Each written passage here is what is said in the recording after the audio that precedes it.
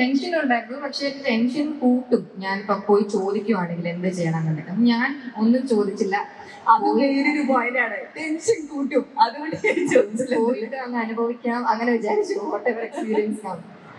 എങ്ങനെയായിരുന്നു എക്സ്പീരിയൻസ്? ജയറാമേട്ടന്റെ കൂടെ അഭിനയിച്ചു, കാളിദാസിന്റെ കൂടെ അഭിനയിച്ചു. So what's experience? നല്ല എക്സ്പീരിയൻസ് ആയിരുന്നു. സോ എന്റെ ഫസ്റ്റ് ഡേ ഷൂട്ട് കാളിദാസിന്റെ കൂടെ ഉള്ള ഒരു കോംബോ സീനായിരുന്നു. പൂജയ്ക്ക് ഞാൻ ഒരിക്കൽ കണ്ടായിരുന്നു, അത് കഴിഞ്ഞിട്ട് ഞാൻ ഷൂട്ട് ചെയ്യാണ് ഫസ്റ്റ് കാണുന്നത്. ബട്ട് എന്നെ വളരെ കംഫർട്ടബിൾ ആക്കിയാണ് ഡ്യൂറിങ് ദ ഹോൾ ഷൂട്ട് വെച്ചത്.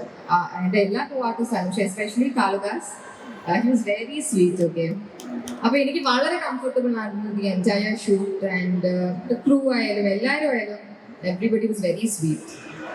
Thank you so much.